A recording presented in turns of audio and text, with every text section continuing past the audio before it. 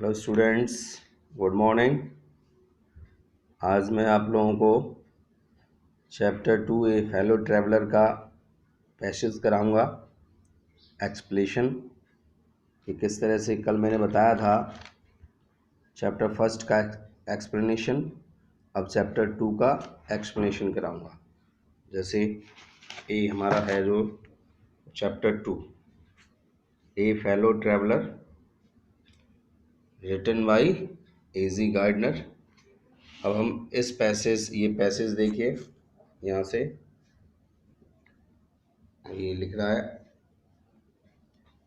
There is pleasant sense freedom about being alone in a carriage that is jolting noisily. अब ये मैं अपना अभी लिख के बताऊंगा आपको, ये देख लीजिए, केवल इसको उतारूंगा नहीं। ये है आपका, ओके, देख रहे हैं ना? और अच्छी तरह से देखिए, फिर मैं कैसे लिखते हैं वो मैं बताऊंगा आपको। ये There is a pleasant sense of freedom about being alone in a carriage that is jolting noisily। इसके बाद कराने के बाद में जैसे ही मैं इसको एक पैसेज जो है वो एक्सप्लेनेशन कर दूंगा, उसके बाद आप 2-3 मैं क्वेश्चन दूंगा आपको, खुद ही करेंगे और व्हाट्सएप पे, मेरे पर्सनल व्हाट्सएप पे शेयर करेंगे, दिखाएंगे, चेक कराएंगे। तो सबसे पहले क्या करते हैं, हम रेफरेंस लिखते हैं। आपको पता है, यहाँ लिख लो एक्सप्लेनेशन,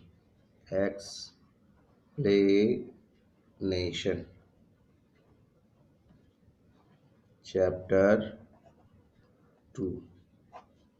चैप्टर का नाम लिख लेना, ए फेलो ट्रैवलर। ठीक है, ओके। अब जब हम रेफरेंस करते हैं यहाँ इस तरह से, रेफरेंस 8 नंबर का क्वेश्चन आता है, ऐसे लिखेंगे रेफरेंस, ओके।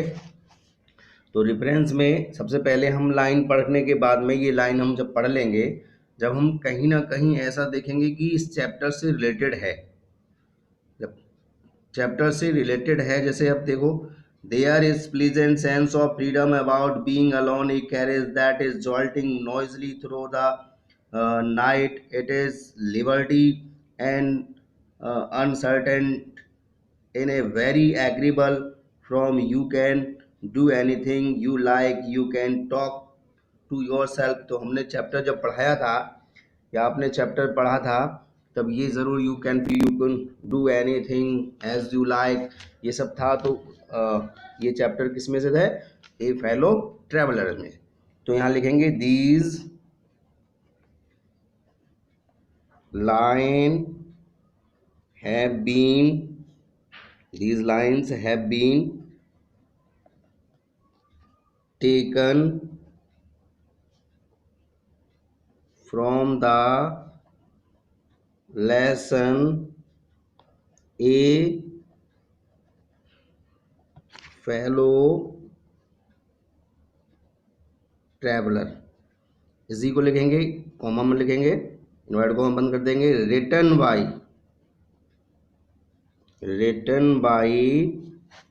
एजी GARDINER, एजी गार्डनर। अब ये देखिए, हो गया, ये रेफरेंस हो गया ये। अब इसी को कॉन्टेक्स्ट लिखेंगे, कॉन्टेक्स्ट, इसी में दूसरी हेडिंग लिखेंगे कॉन्टेक्स्ट। कॉन्टेक्स्ट मतलब होता है प्रसंग। अब कॉन्टेक्स्ट कैसे लिखते हैं, इनको पढ़ने के बाद में हम समझ लेंगे इसको जरा सा कि क्या कह रहा है, ये पॉइंट्स जो लाइन में जो है, पॉइंट्स क्या कह रहा है।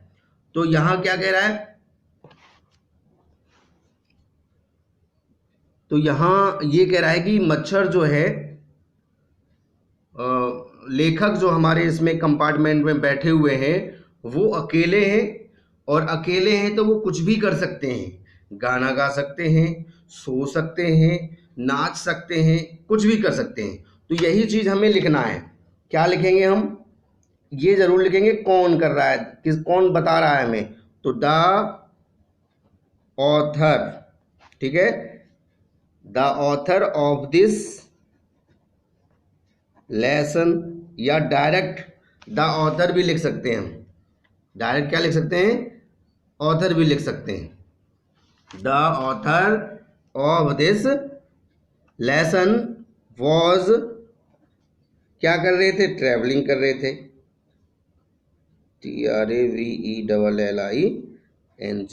ट्रैवलिंग किस में कर रहे थे, इन ए ट्रेन में कर रहे थे। अब फुल स्टॉप कर दो, फिर क्या थे वो, ट्रेन में क्या थे, he was alone,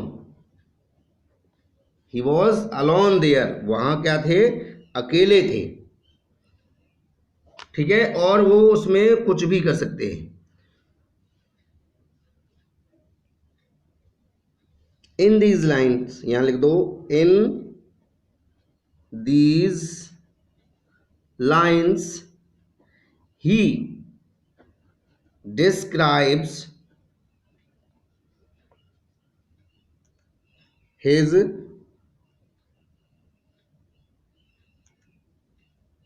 LONELINESS loneliness, loneliness means होता है अकेलापन,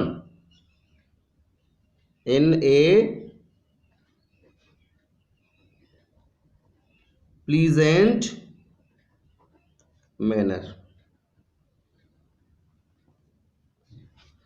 अब इस समय लेखक जो थे अकेले थे, तो उसी का वर्णन किया हमने, एक दो लाइनों में है ये, the author of this lesson was travelling in a train, he was alone there, in this lines he describes his loneliness in a pleasant manner. अब यहां हम शॉर्ट में और भी लिख सकते हैं, the author describes in these lines he was traveling in a train and he was alone there, he also describes about his loneliness। Okay, ये हो गया आपका। अब इसमें हम क्या करेंगे, explanation, explanations,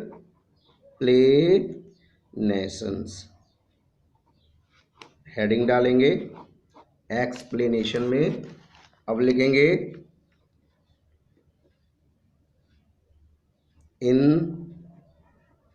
these lines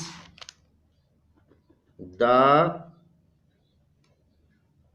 author describes,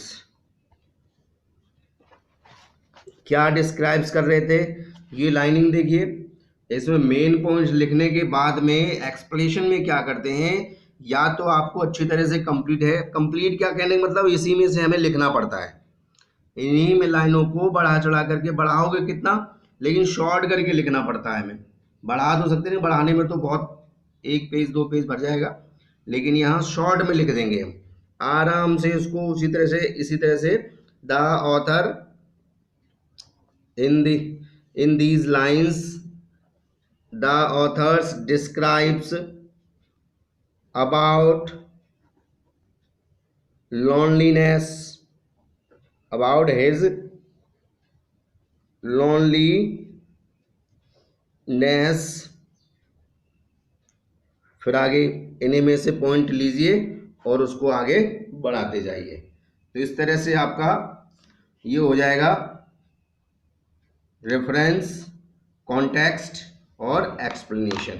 okay, इसी तरह से मैं आपको लाइन दूंगा 4-5 लाइन, उसको पहचानेंगे और आप रेफरेंस, एक्सप्लेनेशन और कॉन्टेक्स्ट, आज सभी 2 क्वेश्चन दूंगा मैं होमवर्क अभी करने के लिए, तो उसको करके भेजेंगे आप मेरे पर्सनल व्हाट्सएप पे, और इसे पूरा करेंगे।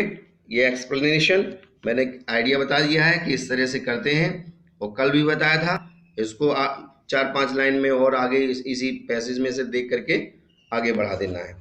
Okay guys, thank you. All the best.